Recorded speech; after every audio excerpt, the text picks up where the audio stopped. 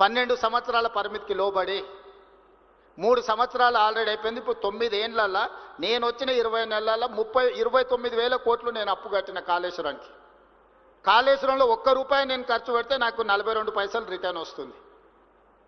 BC ratio, cost benefit ratio చూస్తే ఒక్క రూపాయి నేను విద్యుత్కు ఇతర ప్రాజెక్ట్ కాస్ట్కి క్యాపెక్స్ మీద నేను కట్టే ఇంట్రెస్ట్ లెక్కేస్తే ఒక్క రూపాయి నేను పెట్టుబడి పెడితే నాకు 42 పైసలు వస్తుంది. నేను 50 సార్లు పోయి మోడీ గారిని కలిసిన ప్రతిసారి నాకు డెట్ రీస్ట్రక్చర్ కావాలి, నువ్వు దివాలా తీసినోనికి డెట్ రీస్ట్రక్చర్ ఇస్తావు, ఎన్సీఎల్టీ పోయినోనికి డెట్ రీస్ట్రక్చర్ ఇస్తావు, నేను ఆన్ టైం కడతా అంటే నాకు డెట్ రీస్ట్రక్చర్ ఎందుకు అని ప్రధానమంత్రి గారితో 10 సార్లు మాట్లాడి మొన్న 26,000 కోట్ల రూపాయలని 35 సంవత్సరాలకు రీస్ట్రక్చర్ చేయించి 7.5% రేట్ ఆఫ్ ఇంట్రెస్ట్కు నేను ఢిల్లీ నుంచి సాధించి వచ్చిన. This is what my capability. That is their capability at the cost of 11.5% interest and 12 years moratorium. Whereas I have requested Prime Minister of India, I have taken permission, they have instructed to financial institutions, 26,000 crores first phase lo 35 years కోసము 7.5% rate of ఇంట్రెస్ట్కు తగ్గించి ఇచ్చారు. నాకు ఎంత ఆర్థిక వెసులుబాటు వచ్చింది, ఇది నా ఇంటికేం రాదే, రాష్ట్ర ప్రజలకు ప్రయోజనం. అట్లా 2 లక్షల కోట్ల గురించి నేను అడుగుతున్న కేంద్ర ప్రభుత్వాన్ని 35-40 సంవత్సరాల పీరియడ్కు 7.5%కు తగ్గించండి, నాకు ఇది లయబిలిటీ అయిపోయింది, ఈ లయబిలిటీ నేను మొయ్యలేను, ఇది ప్రజల సొమ్ము, ప్రజలకు అన్యాయం చేస్తే కుదరదు అండ్ డెట్ రీస్ట్రక్చర్ కోసం నేను ప్రయత్నం చేస్తున్నా. మీరు వ్యాపారంలో మీ బ్యాంకు లోన్లు మిత్తిలు మీ అప్పులు మీ నెత్తి మీద ఉంటే మీరు వ్యాపారంలో రాణించగలరా? మరి రాష్ట్రాన్ని వెల్ఫేర్ అండ్ డెవలప్మెంట్ స్టేట్ చేయాలంటే నాకు ఇవన్నీ చేయాల్సిన అవసరం ఉంది కదా. ఇవాళ నాకు మెట్రో ఫర్దర్ ఎక్స్పాన్షన్ కావాలంటే కేంద్ర ప్రభుత్వం ఇవ్వాలి. ఇవాళ మొత్తం తెలంగాణలో ఒకే ఒక ఎయిర్పోర్ట్ ఉంది, శంషాబాద్. మీరు ఆంధ్రప్రదేశ్లో ఉండే 6-7 ఉన్నాయి, తిరుపతిలో ఉన్నది, రాజమండ్రిలో ఉంది, కడపలో ఉంది, విజయవాడలో ఉంది, విశాఖపట్నంలో ఉంది, ఎన్నో 6-7 ఎయిర్పోర్ట్లు ఉన్నాయి. మహారాష్ట్రలో ఒక 40 ఎయిర్పోర్ట్లు ఉన్నాయి. ఏ చిన్న రాష్ట్రానికి వెళ్ళినా 5-6 ఎయిర్పోర్ట్లు ఉన్నాయి. మరి మేధావులు 80,000 పుస్తకాలు చదివిన వాళ్ళకు తెలంగాణకు 2వ ఎయిర్పోర్ట్ ఉండాలన్న ఆలోచన కూడా రాలేదు. 2వ ఎయిర్పోర్ట్ అవసరం లేదా మిత్రులారా? మీరు చెప్పండి. నేను వచ్చిన తర్వాత అందుకే ఢిల్లీలో పోయి ఏవియేషన్ మినిస్టర్ని ప్రైమ్ మినిస్టర్ని కలిసి 2 అదనంగా ఎయిర్పోర్ట్లకు అనుమతులు తెచ్చిన, ఒకటి వరంగల్, 2వది ఆదిలాబాద్.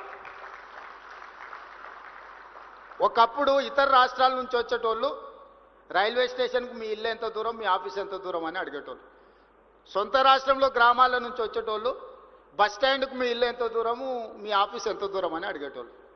ఇవాళ ఇతర దేశాల నుంచి వచ్చేటోళ్ళు ఏమడుగుతారు, ఎయిర్పోర్ట్ నుంచి ఎంత దూరం ఉంది మీ ఇండస్ట్రియల్ హబ్ కానీ మీ కార్పొరేట్ ఆఫీస్ కానీ ఎయిర్పోర్ట్ నుంచి ఎంత టైం పడుతుంది రీచ్ అవ్వడానికి అని అడుగుతారు.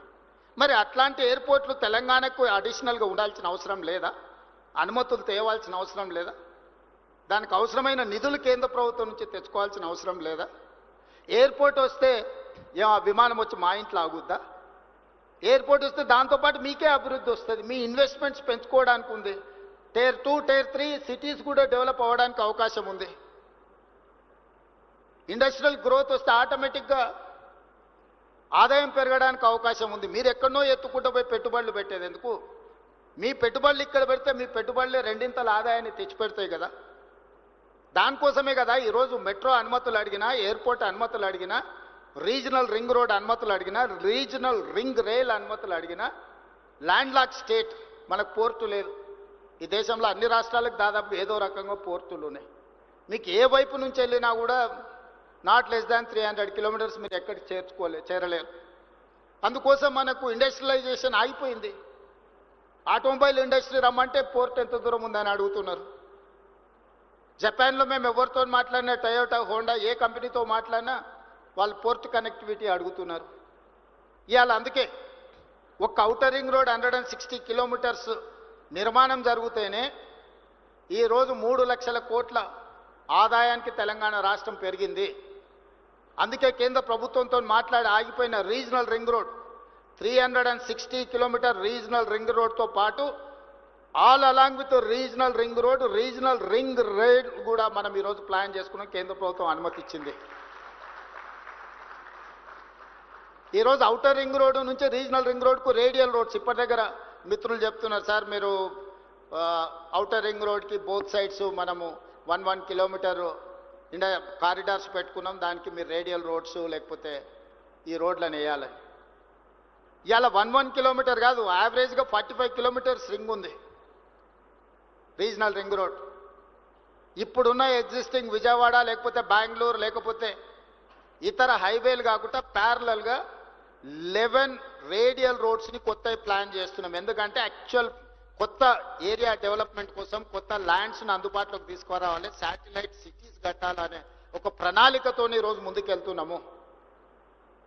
ఈరోజు ఔటర్ రింగ్ రోడ్ ఎట్లుందో డ్రింకింగ్ వాటర్ కూడా చాలా ఇంపార్టెంట్.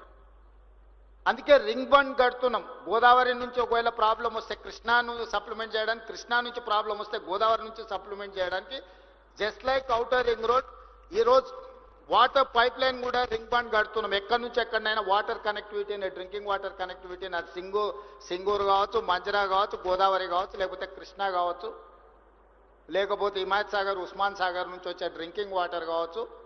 ఈరోజు డ్రింకింగ్ వాటర్ కనెక్టివిటీ ఉండకుండా, వాటర్ కనెక్టివిటీ లేకుండా, రోడ్ కనెక్టివిటీ లేకుండా, ఎలక్ట్రిసిటీ కనెక్టివిటీ లేకుండా మీ ఇన్ఫ్రాస్ట్రక్చర్ డెవలప్ అవుద్దా? మరి ఇవి చేయాలంటే నేను 400 kV, ఇప్పుడు కొత్తగా 800 kV సబ్స్టేషన్స్ కూడా వస్తున్నాయి అల్ట్రా మోడర్న్. ఈరోజు మీకు పవర్ కనెక్షన్ ఇవ్వాలన్నా, వాటర్ కనెక్షన్ ఇవ్వాలన్నా, రోడ్ కనెక్టివిటీ డెవలప్ చేయాలా, డ్రైనేజ్ కనెక్టివిటీ డెవలప్ చేయాలి అని అంటే ఇన్ఫ్రాస్ట్రక్చర్ మీద ఫోకస్ పెట్టాలి. ఈరోజు రీజనల్ రింగ్ రోడ్తో పాటు, రీజనల్ రింగ్ రైల్తో పాటు future city to Amaravati, Amaravati to Bandar port, 8 line express హైవేతో పాటు రైల్వే కనెక్టివిటీ చేసి బోత్ సైడ్ ఇండస్ట్రియల్ కారిడార్ని ఈరోజు ప్రపోజల్స్ గవర్నమెంట్ ఆఫ్ ఇండియాకి ఇచ్చినాం. తొందరలో అది అనుమతి రాబోతుంది. సో పోర్ట్ అనే ప్రాబ్లాన్ని పర్మనెంట్గా ఈరోజు Hyderabad Vijayawada near about 300 kilometres ఉంది.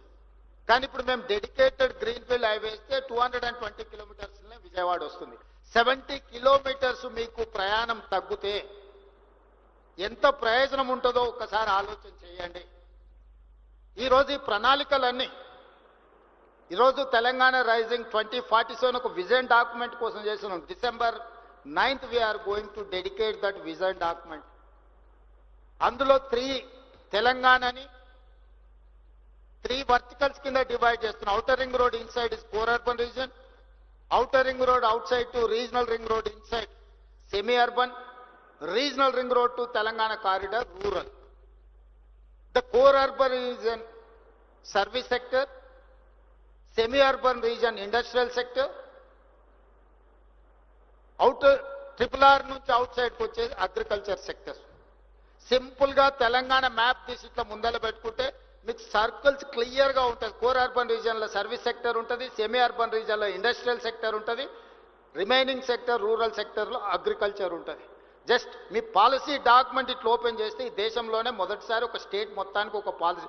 మీరు మాస్టర్ ప్లాన్ చూస్తే గ్రేటర్ హైదరాబాద్కో హెచ్ఎండిఏకో మాస్టర్ ప్లాన్ ఉంటుంది. తెలంగాణ కోసమే మెగా మాస్టర్ ప్లాన్ డిజైన్ చేసుకుంటున్నాం. ఎక్కడ ఏ సెక్టర్ రావాలి, ఎక్కడ ఏం డెవలప్మెంట్ ఉండాలి, ట్రంక్ ఇన్ఫ్రాస్ట్రక్చర్ గవర్నమెంట్ ఎట్లా డెవలప్ చేయాలనుకుంటుంది, ఆ ట్రంక్ ఇన్ఫ్రాస్ట్రక్చర్ బేసిస్ మీద మీరు మీ ప్రణాళికలు సిద్ధం చేసుకోవచ్చు అనేది మా ఆలోచన. ఇవన్నీ అమలు చేసే క్రమంలో ఎక్కడైనా డీవియేషన్స్ ఆర్ వయలేషన్స్ ఉన్నప్పుడు నియంత్రించడానికి కొన్ని కొత్త సంస్థలు మేము తీసుకొచ్చినాం. హైడ్రా అందులో భాగమే. ఈరోజు మీకు రోడ్ల మీద నీళ్లు వస్తున్నాయి. ఎందుకు వస్తున్నాయి మీరు ఎప్పుడైనా అంచనా వేయండి. నీళ్లు నిలవాల్సిన చెరువులు మనమే గుంజుకుంటుమి, నీళ్లు ప్రవహించాల్సిన నాలల్ని మనమే ఆక్రమించుకుంటుమి. మరి నీళ్లు ఉండాల్సిన ప్లేస్కి మనం పోతే మనం ఉండాల్సిన ప్లేస్లకు నీళ్లు వచ్చినాయి. మన కాలనీలకు మన ఇంట్లోకి నీళ్లు వస్తున్నాయంటే మనమే కారణం. ఎవరు కారణము?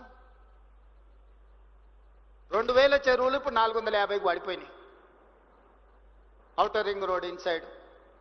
ఆ చెరువులను వీలైనంత మేరకు పునరుద్ధరించాలనుకుంటున్నాం. పునరుద్ధరించేటప్పుడు తెలిసి తెలియని అమాయకులు కొంతమంది కొంత సమస్య వస్తుంది, ఇబ్బందులు జరుగుతాయి. యుద్ధం వచ్చినప్పుడు సైనికులు ఒక్కరే చచ్చిపోరు, అక్కడక్కడ అమాయకులు కూడా చచ్చిపోతుంటారు యుద్ధంలో. మీరు అందరూ చూస్తారు కదా. మనం కూడా ఈ ప్రకృతిని, క్లౌడ్ బస్ట్ ని, ఈ ప్రకృతి